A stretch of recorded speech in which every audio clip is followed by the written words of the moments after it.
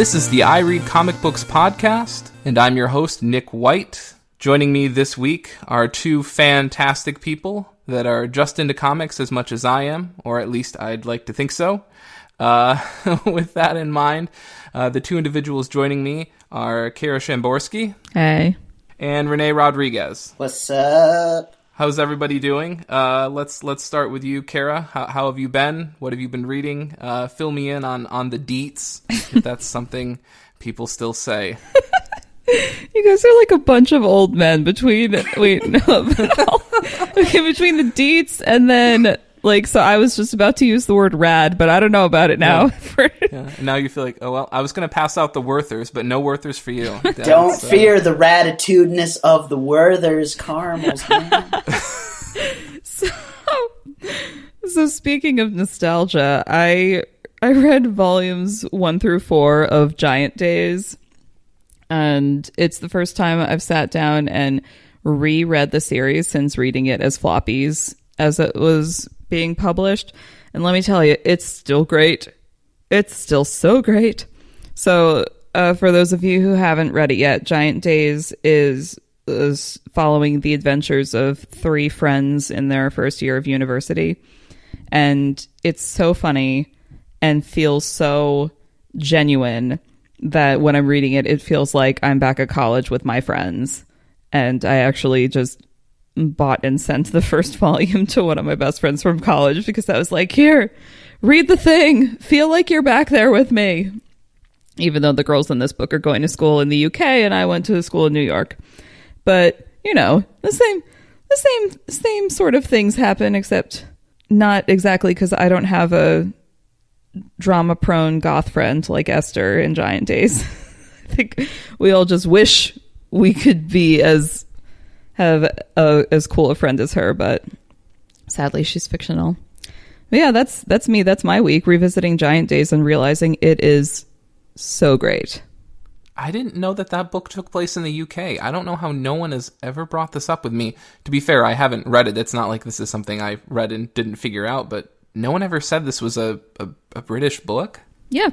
So the publisher is Boom Studios, which is American, but within the first couple issues, they make it pretty clear that they're going to university in the UK. And then as the volumes progress, you start seeing more name dropping as they go to different places in the UK on their school breaks and so forth. Oh, I never got that. I thought they were totally in Canada. Nope, it's the UK. Well, shame on me then for not catching that. We're all learning something today. When you say floppies, is like you read these on floppy disks? The individual comic issues as they were being released as a monthly periodical. Floppies, what? Singles. Why are they called floppies? Because they're floppy. They flop. Is this a new thing? No. What Wait, do you call them? You're not René? making fun of me? You really don't know this? I honestly have no idea that this is a thing. Yes. I thought, when you guys were talking about that in the chat, I was like, what are floppies? What is this? Floppies are the single comic what do you call issues. Them? Just single issues, René? Yeah. Are you square? I call them singles, single issues, Singles. The issue, Floppies. weekly issues, monthly issue. I've never heard them called floppies until the IRCB peeps. It's like industry slang, René. Well, am I in the industry? No. You are now. I'm just a consumer. You know you're not. You're a podcast guest. Not for long. Invitation rescinded. Oh. Okay. Not tubular, is Nick. This book, not tubular.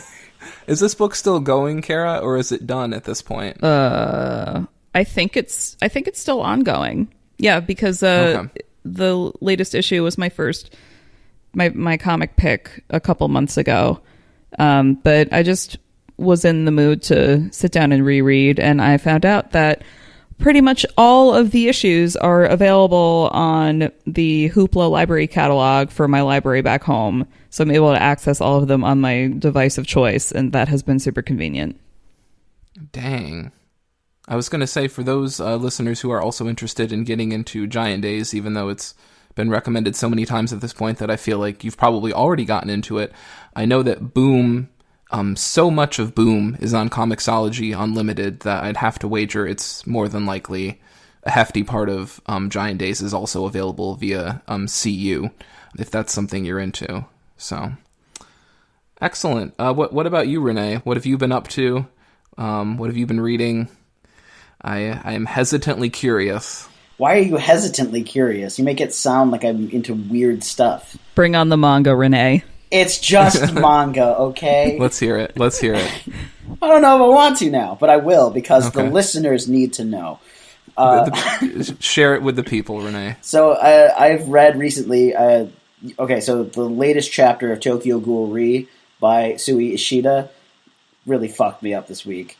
It was emotional, and even though I brought this up the last time, it's confusing as fuck. I don't understand anything that's happening, although I kind of do now, but it was very emotional this week, but it was good. But the real thing that I want to talk about is this volume. Is one of my favorite series. I read the last 3 or 4 volumes, maybe 2, I don't remember. But it's Kekkaishi, and it's basically about these 2 families that protect a sacred land from demons. And it's awesome, and it gets really complicated, but it is amazing. It's one of my favorite series, and the ending is also an emotional train wreck, but in a good way. And, that is what I read. Sounds like you were doing a lot of self-emotional flagellation this week. Are you okay? Yeah. No, all I can think of is the scene in the Da Vinci Code where Paul Bettany is just hitting his back with the whatever that's called.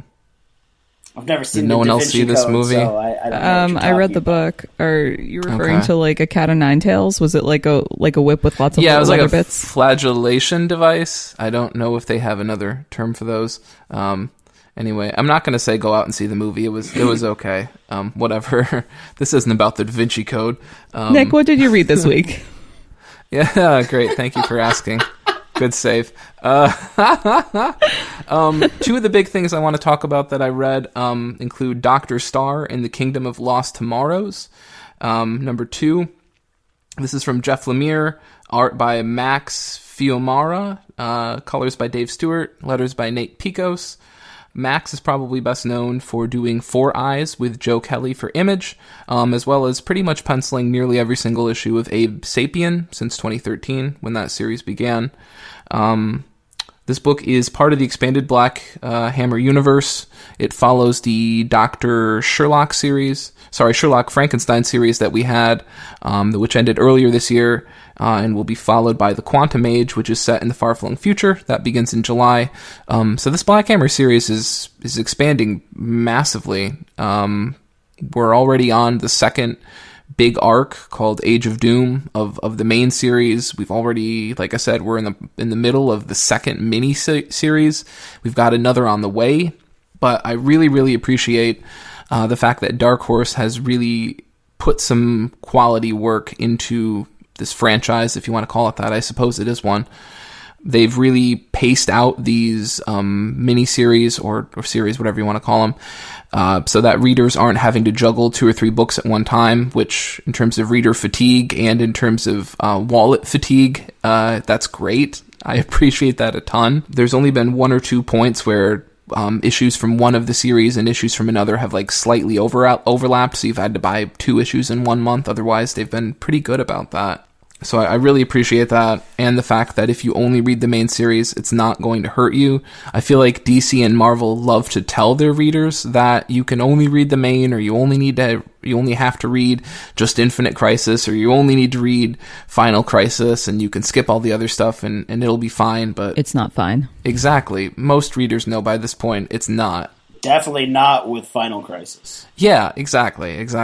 And especially for readers who are more likely to read in trade, or who like to sort of just catch up on things after the fact, something like this is so much easier to juggle than, I was... When I picked up Final Crisis, I only knew a few years later that I had apparently been missing out on all these other little singles and things like that got collected in weird volumes, and that was a mess. So... beyond that, I just really love how this series continues to be sort of an homage to Big Two books and sort of make casual jokes and create analogs to big two characters.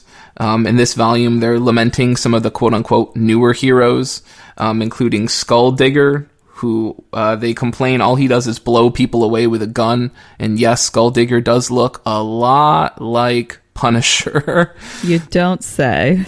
What's hilarious is then they rag on the character who's complaining, whose name is Wingman, and they're like, well, all you did was bludgeon people with a mace, so clearly that's Hawkman.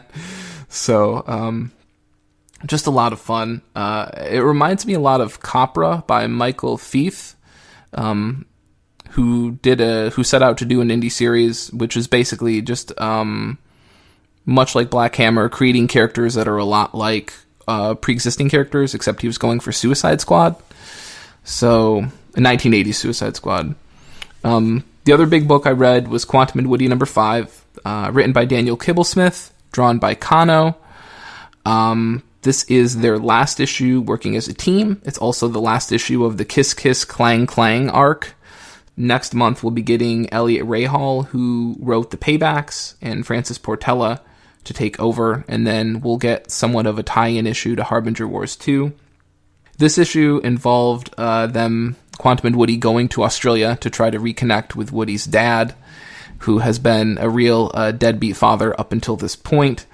And I guess the best way to sort of get at the heart of this issue is, like, if you really love Australia, or if you probably live in Australia and you take things very seriously, this book is probably not for you. Let's just say that the Sydney Opera House, I hope it's really well insured. I hope that they've got some really nice plans in place. And beyond that, this issue goes out with a real bang that has a 2-page splash that's a 48-panel grid fight scene between Quantum and Woody and the Marsupioids, which, yes, it's a evil team of marsupials that have been augmented with technology. It's exactly what it sounds like. Just go ahead and imagine a koala with a mech's body, and that's what we've got. There's a point where Woody is shooting a kangaroo in the face and says, I haven't seen this many pouches since the 90s, badum tish. Just crazy, crazy, crazy stuff. I'm super interested to see what Ray Hall brings to the series, but Kibblesmith really finished this arc with a bang. So, Nick, what is Quantum and Woody? What is Quantum and Woody? So Quantum and Woody is it's sort of a buddy. I guess it's sort of a buddy cop sort of story, except they're not cops. So I guess they're just buddies. It's a buddy story, okay, I guess. And they're adopted brothers. And Woody is kind of a problem child and can't really focus on things. And he has the ability to basically zap things with powers and make them explode. And Woody is able to generate force fields. And because they were, unfortunately involved in a lab accident, which is what seems to happen nonstop in comics. Honestly, OSHA needs to really look into this. They have to clang these bracelets that they have together every 24 hours, or both will disintegrate at the molecular level. So, wait, what? Yeah, that has. Yeah, I have never known that about this series. Like, I think I kind of got the vibe that it was like a mismatched buddy thing, but at no point was it revealed that it's kind of like a weird ass Wonder Twins spin. Right. So they've sorted the ultimate issue of any buddy. Cop, or why did I say cop? They're not always cops. You don't have to be cops to be buddies. It's 2018, everyone. They've remedied the issue of if these two people hate each other so much, why do they have to stay together? So I think it really marvelously solves that issue.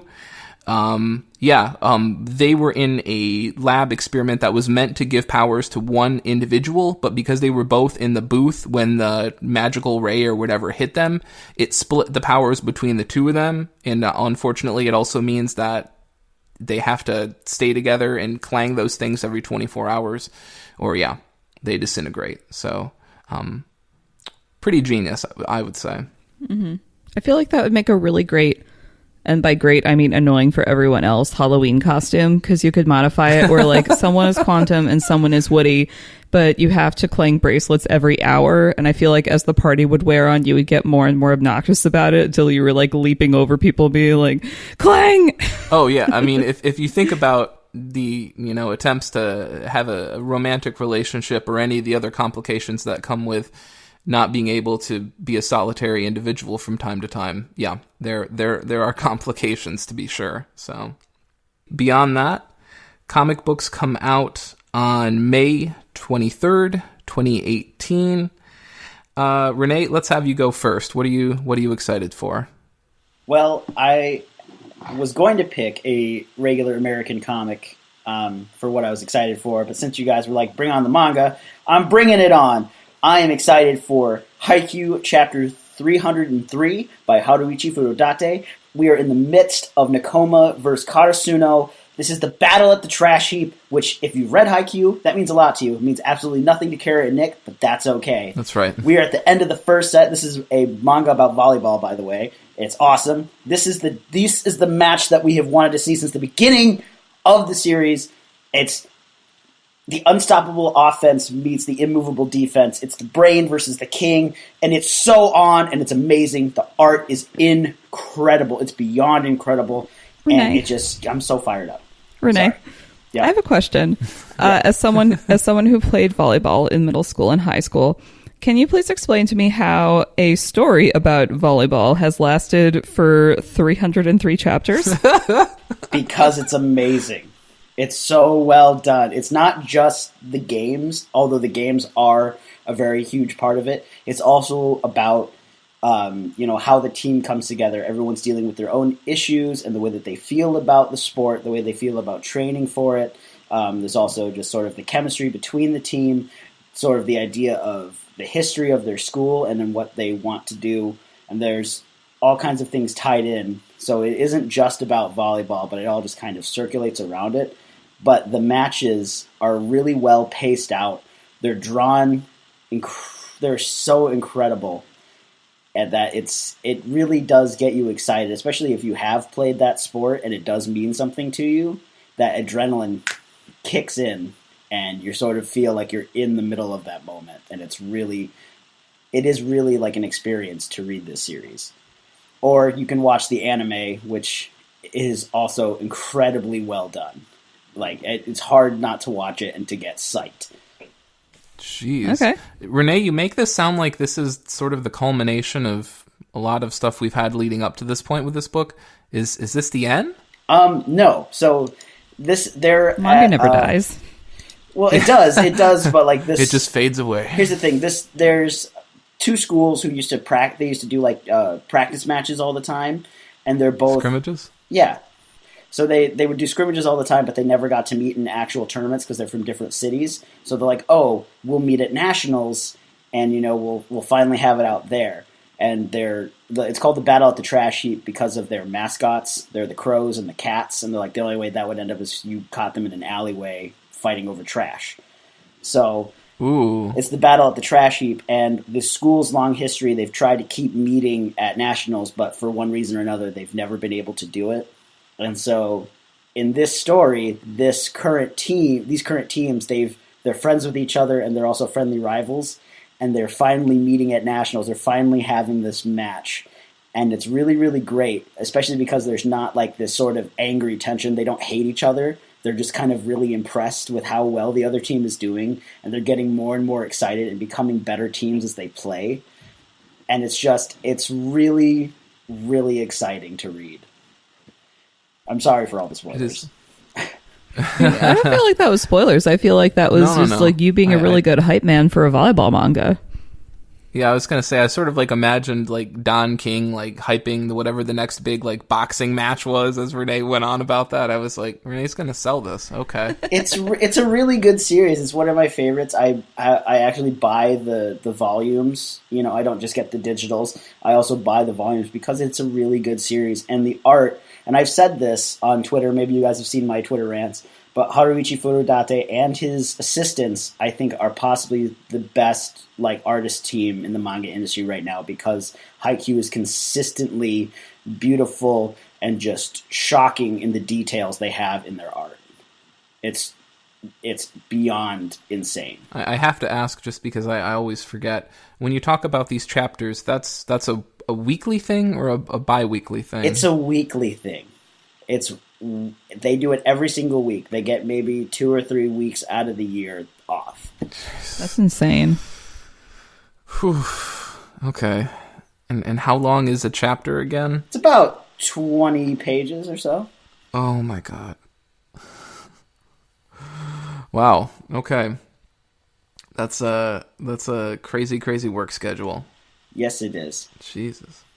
Kara, did Kara say what she's looking forward to? I don't remember. I got all hyped on Not manga. yet. You were so hyped up in the volleyball. You got into it, Renee. That's okay. That's all right. This week, Lumberjanes number 50 is out, and I'm hyped for that because Lumberjanes is a story about 5 girls who become friends at summer camp, and yes, there's a theme to my picks this week of female friendships at common locations. But Lumberjanes, I really like, because when I first read it, my initial reaction was, oh my god, where was this when I was a kid, when I was at the end of elementary school or during middle school? I would have devoured this series, and I still do as an adult, but I was like, where is this? The kids today are so lucky to have this. And it is a very well done all ages book about these girls having these adventures at their summer camp where everything is not as it seems, and there are monsters and mythological beings running around, and they go on quests, and there's a lot of really excellent queer representation that is done in a way that does make it accessible for all ages, and it's a consistently charming and fun book to read, and it makes me feel like it's summertime when I open up a new issue. So it's very exciting to see it reach such an impressive landmark as issue number 50. Did you read the miniseries where that crossed over with what is that series? The Becky Cloonan Gotham one. It's a Gotham Academy school. Yeah, I don't know why that didn't. It's such a painfully obvious title. It wasn't even anything clever. I did read that miniseries, and it was also delightful. Okay. Yeah, I read some of Gotham Academy, and I considered the crossover, but admittedly, I had read the first volume of Lumberjanes, and it wasn't quite for me, which that's fine. As we say on this show, not everything has to be for you, Nick. Stop complaining. I can't believe this is already at issue 50. Holy cow. Right. It feels like it just arrived on the scene yesterday, but it's been here for a while now. How much has the creative team switched up on that book? Because I thought, aren't most of the original people gone at this point? Yeah, they after the first, I think, couple of completed story arcs, they were shuffling the creative team a lot. No, I think they've been reshuffled back in here and there, but the current lineup is definitely not the original one. And are you pretty happy with the new one? Do you feel it's about the same or good but different, or what's your take on the quality of this book over time? Well, I think that, like, for me, I have a strong emotional connection to the earlier issues just because when Lumberjanes came out, it was so different from so many of the other books out there. So I like the early stuff, but I appreciate that they're willing to take chances on some new creators and try to tell some different stories. So I guess I have kind of like a neutral attitude about it, where I'm just excited that they're still producing like good content about these characters who are so delightful and are so much fun to read about. That's awesome. I'll maybe have to try it again at some point. Make the effort, Nick. Okay. I mean, is Jeff Lemire writing this book? Why don't you talk about the book you want to talk about, Nick? Okay. Jeff Lemire's writing that book. Jeff Lemire writes all my books. So I want to talk about Terrifics number 4, written by Jeff Lemire, as I just pointed out. Super excited because this is the first issue that Doc Shaner, or Evan Shaner, as you might know him, will be drawing. Evan Shaner is amazing. He drew Flash Gordon for Dynamite, which was written by Jeff Parker. He also did 2 issues of Convergence about Shazam, I think, which were also written by Jeff Parker. Really, really great artist. Sort of has a nice callback style that's more evocative of, like, I think the Golden Age, but with a modern, clean aesthetic to it. So if you're wondering why he's showing up with number 4, he was moving, I think, from California to Michigan. Actually, I think he's like 40 minutes from my house. No, Doc Shaner, I don't know your address yet. Look at you said yet. That's terrifying. Yeah. Look, all I know is that apparently he's shown up at a couple comic book shops that I go to, and once or twice I've like missed him by minutes. So I think I'm just gonna have to bring my Shaner issues to sign like every time I go from now on, just in the hopes of finding him. So that's not creepy. So up to this point, because he was moving from California, he had Ivan Reyes draw the first 3 issues. And Shaner will be taking over at 4, even though I guess apparently he's leaving at 6 to draw, I think, one of Bendis's Superman issues. I hope he comes back. In case you couldn't tell, he is the main reason that I'm really, really up for this book, which, in case you didn't hear me talk about this book before, The Terrifics is basically DC, especially when they set it up, doing Fantastic Four at a point at which Marvel was not interested and deliberately not doing Fantastic Four at all. So we have Mr. Terrific, who is super, super, super cool. We have Metamorpho, we have Phantom Girl, and we have Plastic Man, which, if you follow DC at all, we didn't get Plastic Man at all during the New 52. He was the only majorly significant DC player that did not show up once. I'm sure someone will point out some other character, but did they just have Elongated Man instead? Or did they just not have a stretchy guy? I don't think they had Ralph Dibny either. I don't think they had him at all. So no stretchy men. No stretchy men in the New 52. It's going to be grim, it's going to be scary, and no people transforming into contorting themselves into the shapes of other things. Not allowed. That's such a loss. So, yeah, I know. I don't know. Some people think Plastic Man is too goofy. Some people think he's too creepy. I don't know. I think it's fine. So, yeah, we're going to have Shaner with this issue.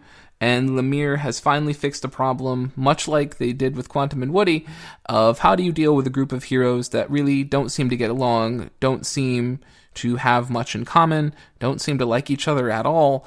How do you find a way to organically keep the group together as a cohesive unit? So very excited for that.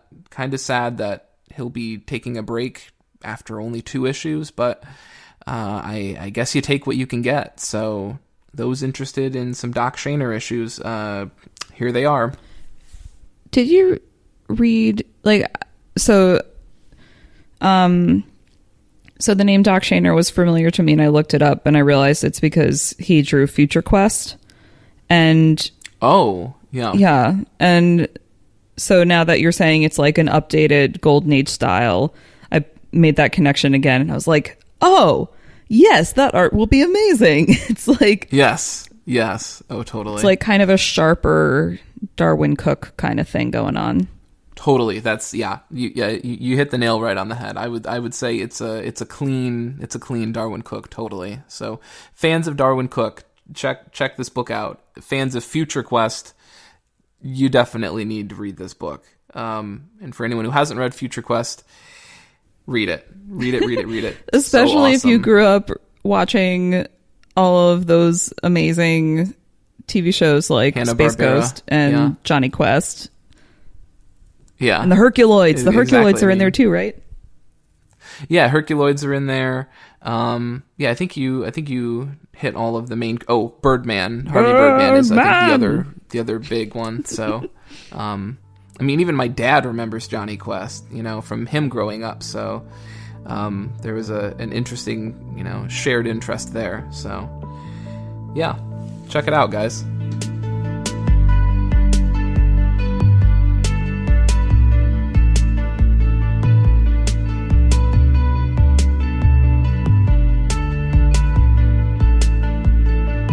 This week, our focal topic for the show is, why should I care about Spider-Man? So we have gotten together a group of individuals that know something on the broad spectrum of absolutely nothing about Spider-Man to something about Spider-Man to Renee, who seems to know quite a bit about Spider-Man, to discuss the relevancy of Spider-Man, as well as why, especially I would assume, Renee has a certain appreciation and affinity for everyone's resident web slinger, if that's what they call him, I guess. So first off, you should care about Spider-Man because Peter Parker is a precious angel baby. But but that said, I should make clear that I've only read like max 3 Spider-Man comics in my life, and 2 of them involve Deadpool because I think they're adorable together. So, but from like all other media, I get the impression that Peter Parker's just like this adorable dweeb trying to do his best who made a terrible mistake and realizes that he has this superpower and therefore he needs to use it responsibly to help people so that he can avoid trauma happening to other people, which sounds pretty Batman-esque, but since PD is like this adorable wisecracking dude like the Flash, it comes off less my parents are dead and I am angsty and more like, oh man, that thing that happened sucked and I don't want that to happen again, but I'm also gonna like try to be a normal person and not dwell in a cave all the time. So for those joining the show late, what Kara basically said was great power, great responsibility, blah, blah, blah. You sound unconvinced. Well, I know that apparently one of the interesting facts about Spider-Man is that, assuming this is true, I read it on the internet. This was the first time that you had a young protagonist that wasn't actually a sidekick or wasn't a sidekick before he had his own book. So it was especially relevant in that respect. Oh, you mean when he emerged as the new character? Yeah, exactly. He wasn't a sidekick before, and this was the first time that you had this, a character that that was sort of a young protagonist that wasn't actually just a sidekick to an older protagonist. Yeah, because he was... Which sounds great, except it basically means you have someone who's going around unchaperoned, which is just irresponsible. Yeah, well, because he's 15 years old, but at the same time, Peter Parker's got the intelligence level of 7. You know. Is that what the Marvel trading cards told you? Yes. Yes, they did. The Marvel power levels. Marvel Metal is the standard that everyone should follow because it makes the most sense. I will stand by this till my dying day. I have never seen people quite as angry as when I've seen people in like a message board or a forum debating those like power level cards where they're like, why does Cyclops only have like a 4 in energy manipulation? That's bullshit. And it's like, okay. Well, because technically he doesn't have a good manipulation. We're not getting into that. We're talking about Spider-Man. I want to start with an obvious question because Spider-Man is such a universe. It's like he's kind of up there with like Batman and Superman. Like, definitely. People know who he is and the basics of his deal, even if they've never read a comic, and sometimes even if they haven't seen any of the movies or something, because maybe they saw a cartoon when they were a kid, or they had a friend who was super into Spider-Man. So I feel like Spider-Man is this like universally loved or at least appreciated character. So why don't you care about him, Nick? Oh wow. I wouldn't say that I don't care. It's more apathy than hatred, I would say. And of course, I think a lot of it simply boils down to the fact that he is a Marvel character. And when I started rereading comics again, like 2010, I did try to dabble in both, but I just, as I've said before on the show, I just kept feeling like I was getting sort of a half-painted picture from both camps, and so they were like, pick a side, and I was like, fine. So I think a lot of my lack of Spider-Man knowledge sort of comes from that to begin with. I've seen all of the Sam Raimi movies. I've seen the first of the Mark Webb movies, and I haven't seen the new one, which is probably the biggest mistake of the whole bunch, is that I know a lot of people have enjoyed that, but I just haven't seen it yet. It's really good. It's so delightful. Really good. Renee, why do you like Spider-Man? So many. I'm like actually tearing up thinking about it. Oh, no bullshit. Oh, no. Way to go, Kara. Jeez. Pick one, Renee. Pick one to start. Well, this is going to be a really aggressive questioning. This is going to be a really long kind of rant, and so I'm very sorry, and I am going to get very emotional about it. Because I know that we've talked about, my love for Superman and all that, and the only character that trumps my love for Superman is Spider-Man. Spider-Man's my favorite superhero ever. And it's because he's a very everyday person. And, you know, he's also very young, and he comes from a sort of lower middle class family. And his whole spiel isn't just about doing things because he didn't do this one thing. It was because in the movies they don't do this. They sort of show that his Uncle Ben dying was because, he was directly responsible for it. And in the comics, it's sort of indirect. He doesn't stop this one thing, and then it kind of spirals out, and then his uncle gets killed because of it. But it's actually more of this chance happening and not something so direct. But it shows that sort of spiral effect, and it's all about, if you have the power to do something, you should do it. Why shouldn't I? I absolutely have to. And he puts so much responsibility on himself, and he tries to be a good person. He tries to be this best person, even in the face of all these constant, horrible things happening to him. And just that ultimate perseverance in the face of overwhelming disaster is just something that I really, really have always loved seeing. And then he's also super quippy as well. So,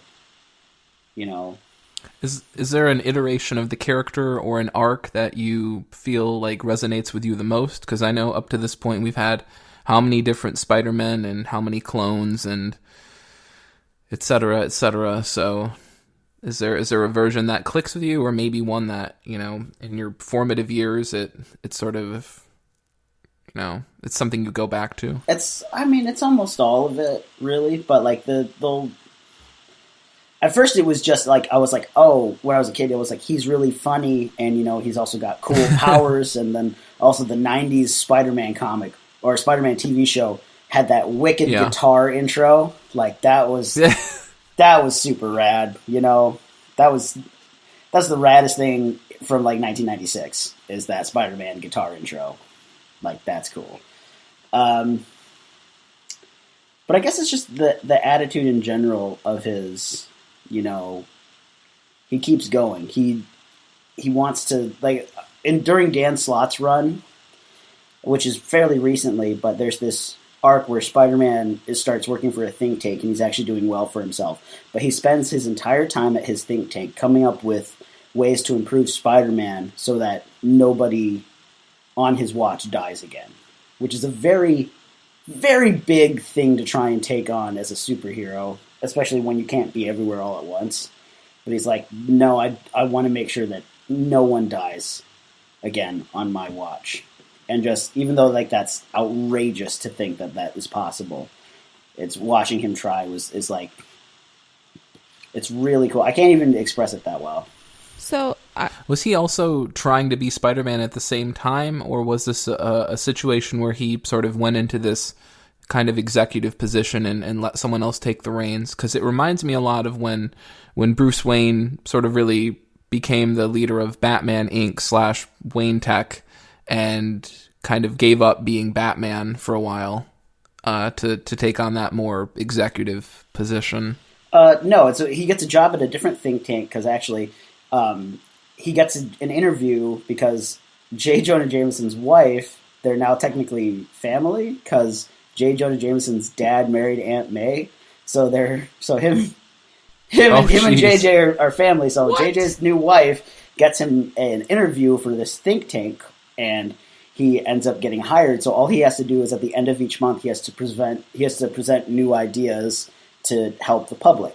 So he just kind of starts thinking of new ways to improve Spider-Man. So he comes up with all these different like cool suits, and then he comes up with like, practical everyday use for customers or for the regular people based off of his Spider-Man ideals.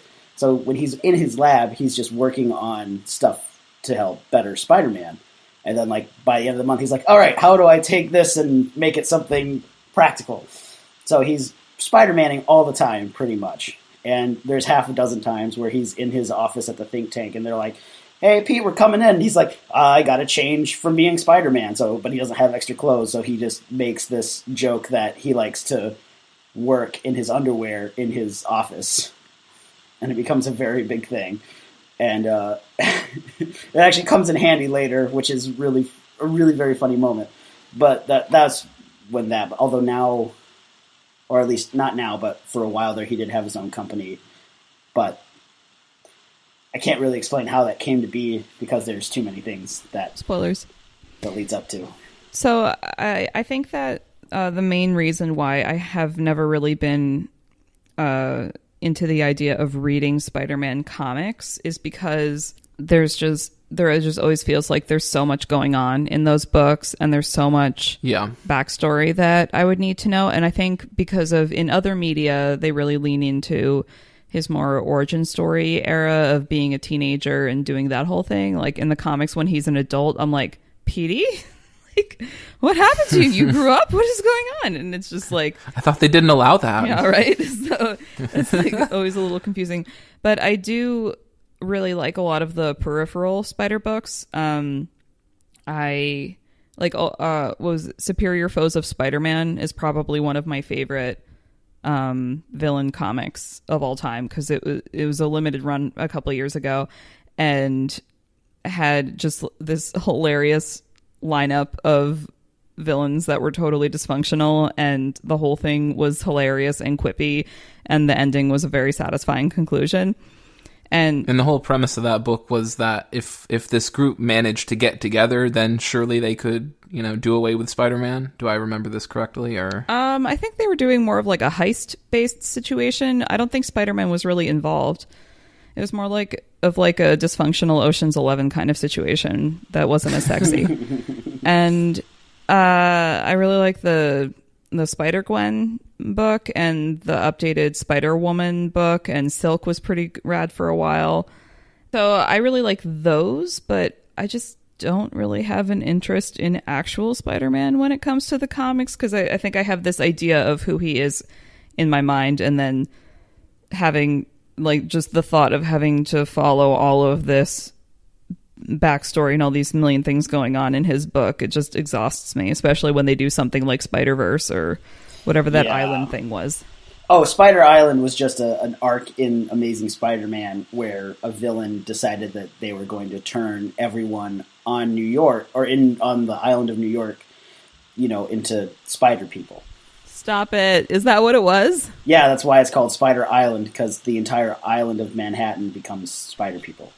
Wild. Like when you say spider people, like... Okay, so do you remember the arc of Man Spider that was brought up like back in like the 80s? It was even had a small arc on the 90s cartoon. Is this like Batman's Man-Bat counterpart? Kara, thank you, because that is exactly where my brain's yes going. And no. Like, so I'm a DC compare kid. everything to out, Batman. Renee. There has to be a comparison. Okay, so Spider-Man, as you know, he got his powers by being bit by a radioactive spider. However, there's all of that being introduced to his bloodstream. That means his genes are constantly changing. So for a while, he was going through a drastic mutation where he gained... It's called puberty. He gained 4 more arms, so he had 6 arms, and plus his legs makes 8. So, and then he also was getting different kinds of powers because he was mutating. And then eventually he ended up morphing into this gigantic man spider. And it was very scary because he thought he was becoming a mutant. He also thought he was like, oh, I'm going to, lose my mind and this beast is going to take over and harm people. And it was a whole thing. He ends up finding a cure for it, and then his genetics kind of calmed down a little bit as well. And so in Spider Island, someone basically was just trying to make man spiders and not more spider men or women, because like everyone was getting infected, and they would have spider powers at first, and then they would transform into man or woman spiders, and that's what. And when was this storyline? Because this sounds like possibly the most comic booky storyline I think this I've was. ever heard This of. was really recently. The Spider Island one, that was fairly recently. That was right before Superior Spider-Man, because it led into it because the technology that Spider-Man uses to cure everybody of the man spider serum ends up leading into how Dr. Octopus takes over Spider-Man's brain and becomes Spider-Man for a while. Oh, Yes. is that what happened? All I know is that Osborn was Spider-Man for a while, and it was Not very confusing. Osborn, Dr. Octopus, Dr. Octavius. Oh. Because what happens is Dr. Octavius is dying because Spider-Man's been punching him in the face for years, and Octavius is a normal human being, and Spider-Man can lift a tank with relative ease. So when you get hit that many times, your brain is going to dislodge, just like how boxers have that kind of thing that happens. And so he was CTE. So he was dying, and he ends up creating this way to sort of control all these little Octobots, and that's how he infected, or that's how Spider-Man, he put the serum in all the Octobots and reconfigured the helmet so that he could use them to cure everybody on Spider Island. However, then Dr. Octopus was able to have a connection into Spider-Man's brain, and he forced their memories to switch brains, thus basically switching bodies. And so that way, Peter Parker dies in Dr. Octopus's body, and Dr. Octopus lives as Spider-Man. Weird. However, I remember everyone flipping their shit when that happened. because Octavius was gonna he's like, now I'm gonna ruin everything that you've done. However, then Peter's like, well, you're in my brain, right? So you can feel every memory I have and understand why I do what I do. So he made Dr. Octavius relive his entire life, but feeling that same emotional connection. That way, Octavius would have to continue being Spider-Man because he understands what's at stake. And that's what the Superior Spider-Man is about. Jeez. Wow. Right? I have a significant question about the Spider-Verse that maybe you can resolve for me, Renee. In the film Spider-Man 3, directed by Sam Raimi, came out in 2008, Osborn's son Harry is sitting in a cafe, played by James Franco, and he remarks that the pie is so good. What is it about pie in the Spider-Man universe that makes it so good? Because I have never loved pie the way that James Franco, took a bite of that slice, and I really want to understand why pie in the Marvel Cinematic Universe is so amazing. See, I thought you were talking about the Spider-Verse and not the Spideyverse. So Wait, but those are different things? Yeah, because Spider-Verse is a crossover thing that happened fairly recently, and this is exactly why we can't get into Spider-Man. It has the depth of Batman. It's just as insurmountable. The only difference is you have Uncle Ben dying instead of Bruce and Martha Wayne. Also no Robins. Yeah, although I can't answer your question though about this. Oh well. Yes, continue with the pie. I need to know. He's remarking about the pie. He's so obsessed with it. He's remarking about the pie because he's a brand new person. He's wiped clean, so it's essentially like he's never had pie before. Oh right. I think I never thought I'd say this, but I think I need to see that movie again. Okay, wait, Renee, back to the Spider-Verse. Yes. Yeah. What about which was? What's the one that Spider-Ham is in? That's Spider-Verse. So Spider-Verse is there was an old Spider-Man villain who wanted to hunt Spider-Man because he wanted to eat him, and it turns out that that guy belongs to a family of people that go through all these different dimensions, and they feed off of spider energy. And it was because originally they were afraid of them because there's this guy that watches over the web of reality. Basically, there has to be... I thought that's what Madam Web was in charge Madam of. Web is connected to the guy that... I forget what he's called. But the guy that spins the actual web and looks over everything, he's connected to Madam Web, but he's more like her boss, I guess. So Madam Web exists, and she looks out for Spider-Man, but the actual spinner... I'm just going to call him that because I can't think of his actual name. He actually, modifies the web and makes sure that each universe has a spider protector. And so what happens is this family of spider hunters is trying to eat all the different spiders and get stronger. So this is happening, and it's going to break the fabric of reality, so all the Spider-Men from different universes have to join together to defeat the hunters before they get too strong. That sounds very Oh, is this how mythological. Spider-Man Noir is a thing? Because that's a different dimension? Yes.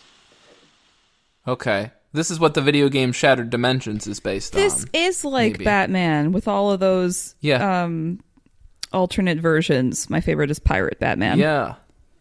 Oh, the Return of Bruce Wayne. Yeah. No, this is a different thing. No? Elseworld, Oh, Elseworlds or Jesus. something. Comics, Oh, everyone. Elseworlds. Okay. So, like, Gotham by Gaslight sort of Yeah, thing. Okay. yeah. So basically, Spider-Verse is like, they're just different versions of this happening. Yeah. And Spider-Ham comes from a cartoon world where Spider-Man is a pig, and he got bit by a spider, and now he's Spider-Ham. And Spider-Ham is quite possibly one of my favorite things that came out of Spider-Verse, because everyone is like, this is ridiculous. And he's like, yeah, get over it. It happens. And it's just also like Spider-Ham just does no bullshit. It's awesome. And like he goes with everyone to introduce the new spider people to the fact that this is happening, because they're like, is that a cartoon pig? And they're like, yep, that's real. So is this thing. Since you see a cartoon pig, that makes this thing more believable. They're like, oh no, that makes sense. But also Spider-Ham is just hilarious. Like, they're talking about, like, hey, man, you almost killed me. He's like, dude, it's not my fault you're so fragile. A frying pan to the face is like, it's not even a flesh wound on my world.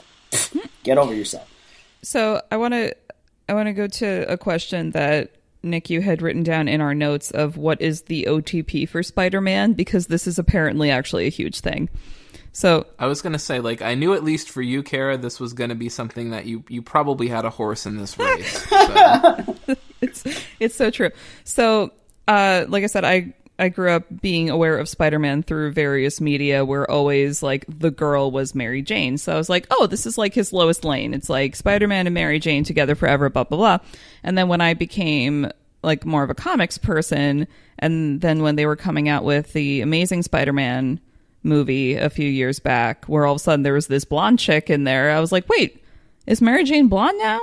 This is a different girl? What's going on? And I realized that Mary Jane has not actually always been with Spider-Man. His girlfriend prior to Mary Jane was Gwen Stacy, and it was this like whole turning point in his evolution as a character when she died, and he was kind of responsible. Not kind of, he absolutely was. Okay, Han shot first, and We were Spider-Man trying to killed give Mary him Jane. a little slack Here's the there, thing, like though. he didn't give Gwen Stacy. Like, he is still not sure, but he's pretty positive. But Stan Lee himself has said, yeah, no, he definitely caused her to die. Right. So he caused Gwen Stacy to die, and then basically just a couple issues. I don't even think it was even a couple issues. I think it was like the next issue, Mary Jane shows up, and she's like, face it, Tiger, you just hit the jackpot. And then they're just, like, together forever, maybe since then? No, But- that's not the way it went. I don't know. Renee, tell me. So Peter Parker, he actually had a crush on Liz Allen in high school, which is in Homecoming, obviously. But he actually meets Mary Jane in high school because he gets set up on a date by his aunt's friend, who is their neighbor, who's Mary Jane's aunt. And so she sets him up with Peter, and that's where the whole face it, Tiger, you just hit the jackpot, because he was forced to take her to his prom, but he had already asked Liz Allen to go to the prom with him, or the homecoming dance, I think is what it was. So, well, actually, when they mentioned that Spider-Man Homecoming was going to be the title of the movie, I was like, oh, I know what plot they're doing, and Mary Jane's going to be in it. But they actually went a different way, which was cool. But that was the whole thing. So he's known Mary Jane for forever, but they didn't date, and Mary Jane actually dated Harry Osborn first, and they were together all through college. And Peter met Gwen Stacy in college, and they were very on and off again.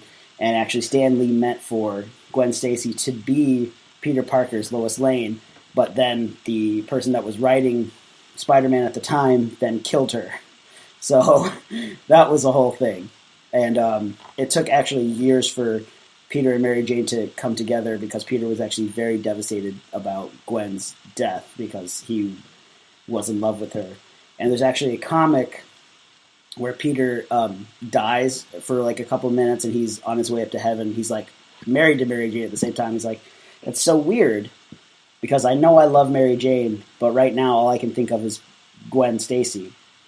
And it was probably because he was going to go see her at the time. And there's even, have you guys read House of M at all?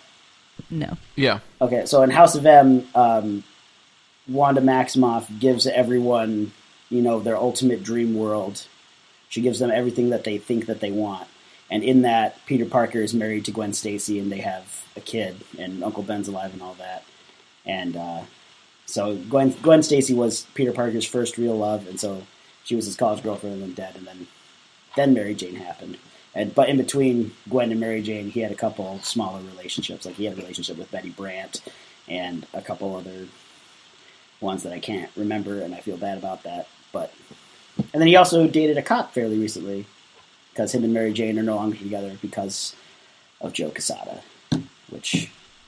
That's a lot. This is not the impression of... Who is not a comic book character, but is still responsible for ruining them.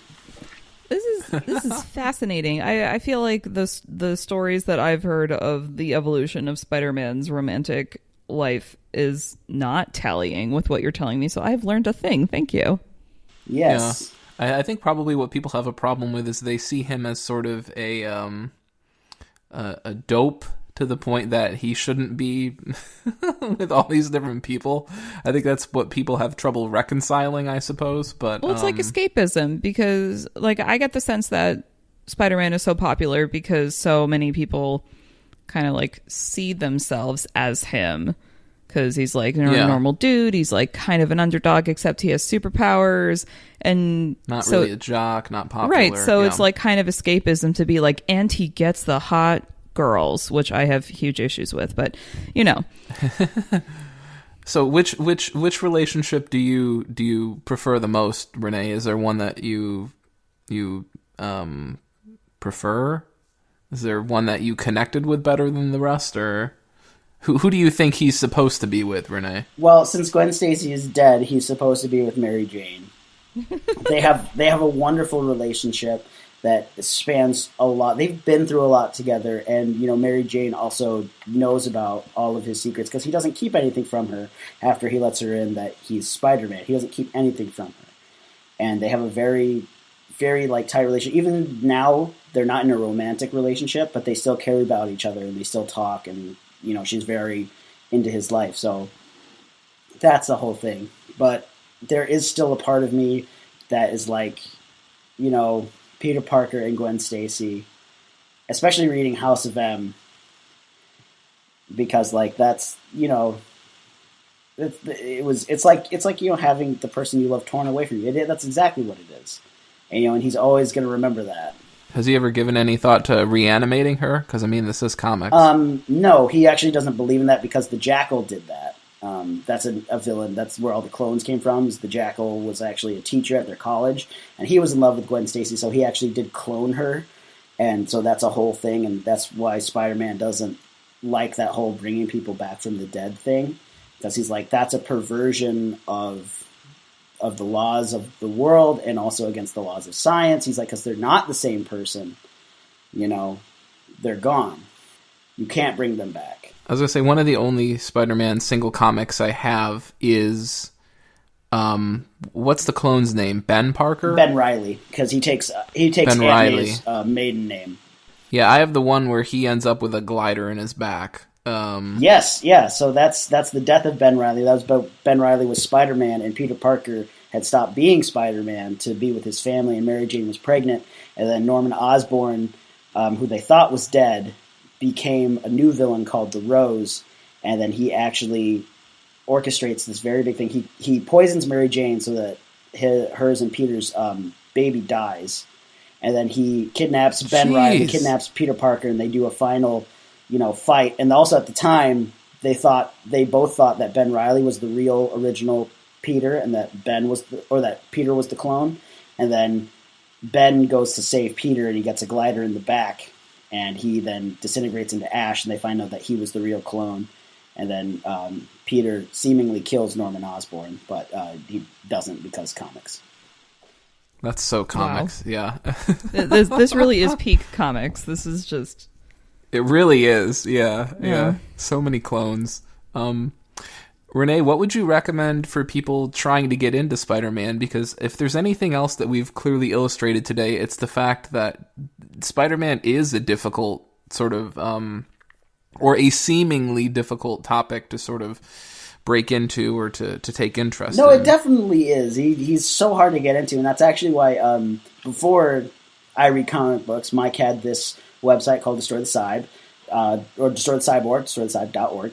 And I actually had a couple articles on there about all the things you need to know about Spider-Man. And I believe that they still exist on that website, and you can check those out.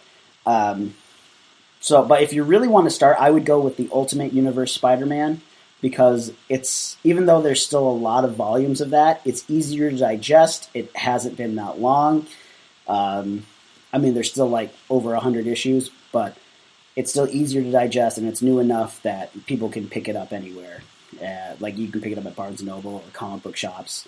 It's just easier to digest, and it's also less hectic than the regular Spider-Man books. Otherwise, like, it's really hard to find one-offs of Spider-Man that make sense without knowing the back history. So I would go with Ultimate Spider-Man, or like Kara has done, read books that have Spider-Man in it, but he's not the focal point. Like Civil War, you just need a general information of Spider-Man in there to see it. House of M, again, a general knowledge is in there. Or you could just read fan fiction. That's what I do for these complicated heroes. I guess that works too. I don't know if Kara has any recommendations right off the bat, but maybe we'll have to grab some of those for the show notes. I also forgot, you could also start with Spider-Man Brand New Day, actually, and then keep going with the trades up to the local point, because Brand New Day actually rewrote Spider-Man's history. Huh. So it actually has to do a lot of re-explaining, because a lot of things happened after Civil War that caused Mary Jane and Peter to make a deal with Mephisto. So they rewrote a lot of Spider-Man history. So if you start from Brand New Day and then go on forward, there's a lot of that. And then also Spider-Gwen is really cool. And all of the other Spider-Verse books, the prelude to Spider-Verse, because they're all sort of one-off different versions of Spider-Man. Those are also really cool to look into, because you don't need to know anything going into that. I was going to say, before we recorded the show, I read Marvel Knights Spider-Man. I think that's just what it was called. Written by Matt Kint and drawn by Marco Rudy. And that was pretty decent as a standalone work. There were definitely a lot of villains, because the whole premise is that one villain brings together 99, apparently 99 other Spider-Man villains to take out Spider-Man. And despite not obviously knowing who a couple of them were, I still was able to keep up with it. And of course, Marco Rudy art is just fantastic. So that in its own right was worth the price of admission. Yeah. So also, J. Michael Straczynski's run on Amazing Spider-Man is really good. And there are a couple things that here's the thing. With Spider-Man going into it, there's going to be a lot of things you don't understand. And there's going to be a lot of like, hey, we'll have to explain this later.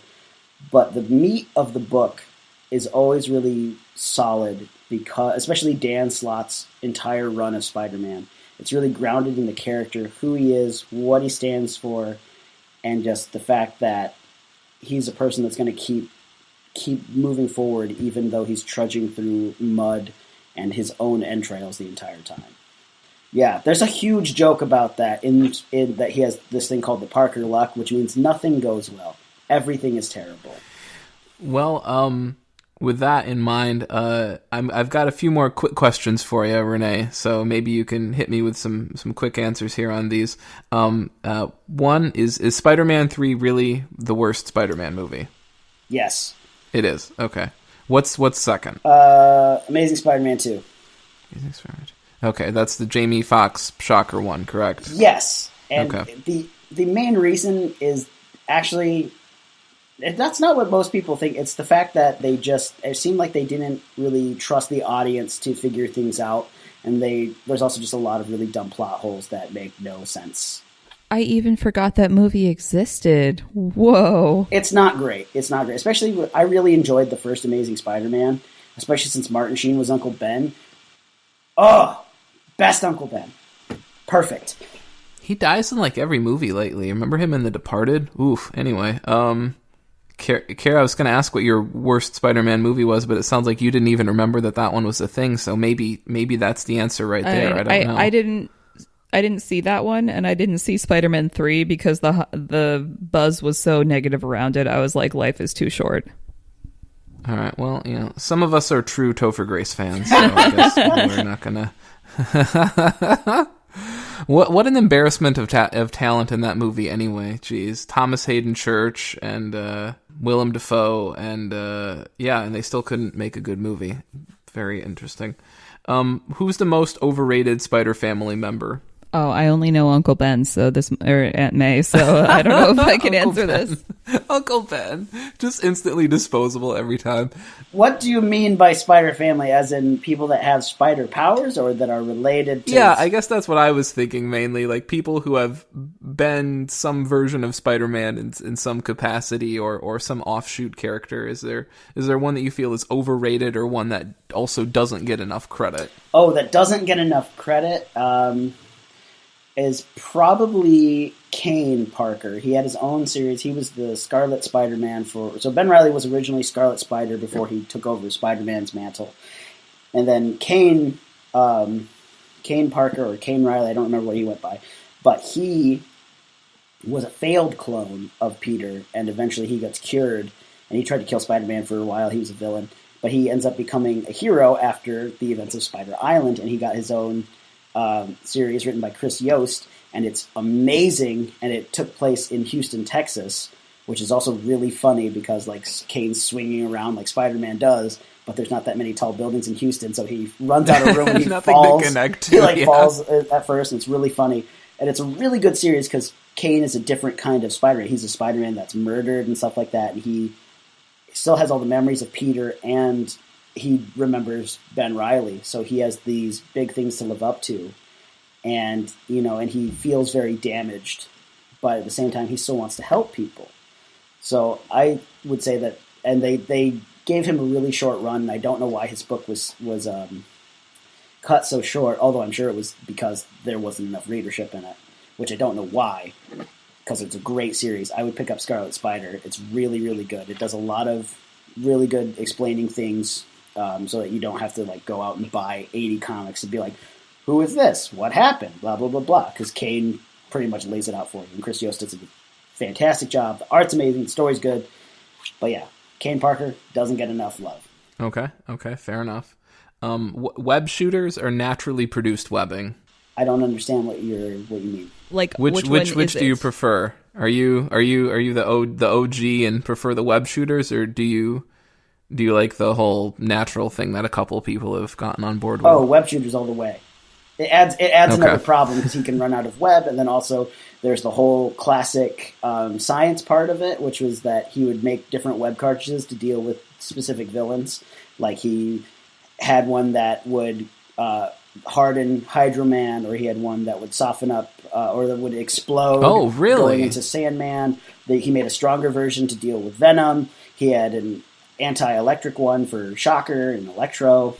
I had no idea. Yeah, so wow. There's the web shooter thing, and it becomes more of a plot device to have him have web shooters, which is why when he went to natural webs, that was soon erased, because it's too good to leave out. It's too good to not have. So he really is Batman all the way down to the utility belt. Yeah, except he's got a spider That's light. what I'm hearing. Yeah, right? Oh, man. But he did have web shooters. I mean, he did have natural webbing in the comics for a short period, right? They did actually take that from the film and run with it, or was it reverse? Reverse. He did have it for a while, and that was part of his mutation. And actually, Kane has natural web, so he doesn't have web shooters. So there's that. Okay. All right. The more you know, I suppose. I have one last big question for you, and I think this is probably the most important one on this list. Will there ever come a time when Mysterio is taken seriously, or is this just never going to happen? Who doesn't take Mysterio seriously? I think Mysterio is a villain that I want to see in the movies, but I want to see it done right. I don't want people to like make fun of him and be like, "Oh, Mysterio's a joke," because he's not. He's a very, very powerful villain, and he's caused a lot of problems. And most of his tricks and gimmicks or because of Spider-Man, they're mostly based on science, and that's kind of this whole big thing is that most of Spider-Man's villains are people that are smart but couldn't get in the doorway because of one reason or another. Like life handed them a bad set of cards, and instead of being like Spider-Man, being like, you know what, I'll take this chip on my shoulder and I'll keep trying to be positive, instead they turned right to crime. And so it's always that kind of that flipped coin. You know, what's the other side? You know, the two sides of the same coin. Spider-Man went with the positive way, and these other people went with the negative way, and it's always interesting to see that. So Mysterio's not a joke. I would love to see Mysterio in a movie. If you don't take Mysterio seriously, you should. All right. I guess you heard it here first. Go ahead, Kara. I have a comic recommendation, actually, that you don't really need to know backstory for in order to enjoy. Daredevil number 9 from 2015, written by Charles Soule and art by other people. I came across like close. 2 different listings of credits. I don't know which one to follow. Anyway, so the art is gorgeous, and the setup is Daredevil is in Macau and he needs to rob a casino. So he calls Spider-Man for help. So they're just having like a fun buddy team up, like doing a heist on this casino.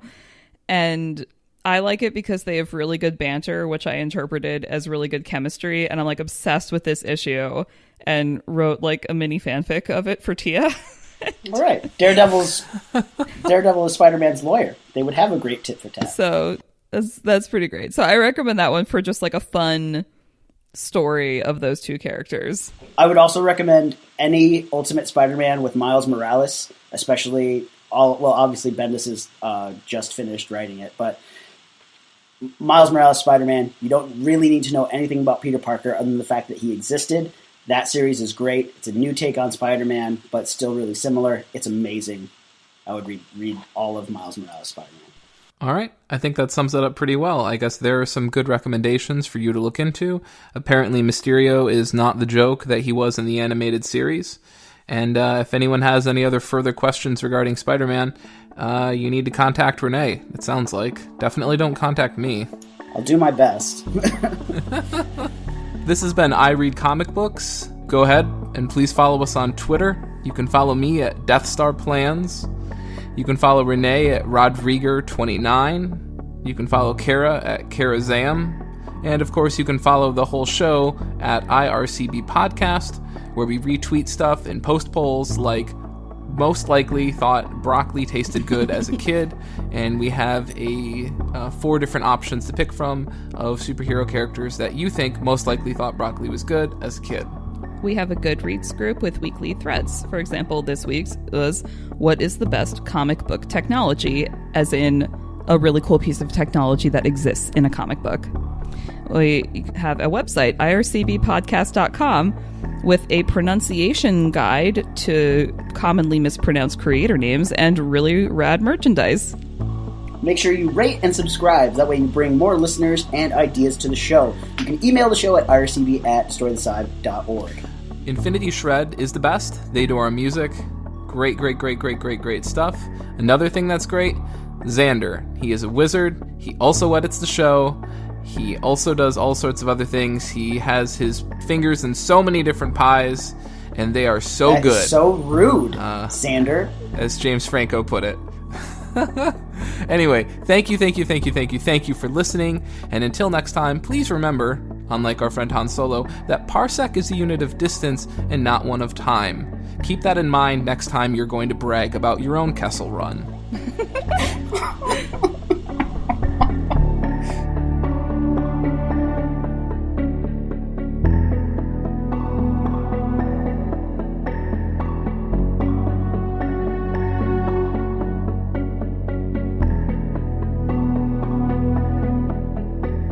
And then can I read you guys my fanfic because it's super quick? Oh god, yeah, sure. Okay, so this was inspired. This is the fic-lit that I wrote inspired by Daredevil number 9, and I basically like messaged it to Tia as I went, and she was like, "Stop it." Alrighty, so here we go. We're gonna get right into it. I have your boyfriend, Wade yelled into the dark sky, ignoring the struggling Spider-Man at his feet. He's not my boyfriend, Deadpool, Spider-Man said, exasperated that his proportional spider strength wasn't helping him out. Sure he is, the merc cheerfully replied. He's going to Echo Love Cape the shit out of us to find you, which I'm counting on because I need his help. You could have just asked without the kidnapping part, Spider-Man tried, but Wade just yelled, I'm waiting, you red horn scamp, to the higher rooftops. Huh. Weird. Usually in fanfic, this is the part where the love interest shows up, Wade said, turning to peer down towards the street. What? Spider-Man asked, posing momentarily in his quest to remove the aggravatingly well-programmed wrist binders Deadpool had thoughtfully brought along.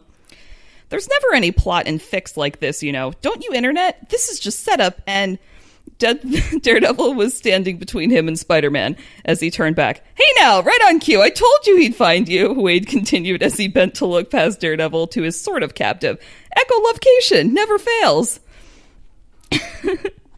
Are you okay? Daredevil asked, turning towards Spider-Man slightly. Just confused, Spider-Man replied as the wrist binders fell off. He got to work on the ones trapping his ankles. You got here fast, he continued, as Daredevil turned to keep himself between the two red costume men.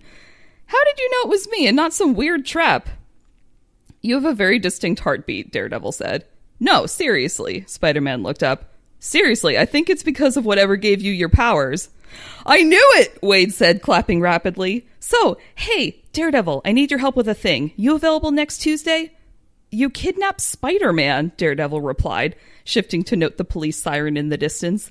And he's happy to see you. Or maybe his webbing is acting up. Anyways, Tuesday, kind of need an answer now, or I need to find someone else to elaborately confuse into agreeing. Ow. Spider-Man rolled into a crouch, finally free.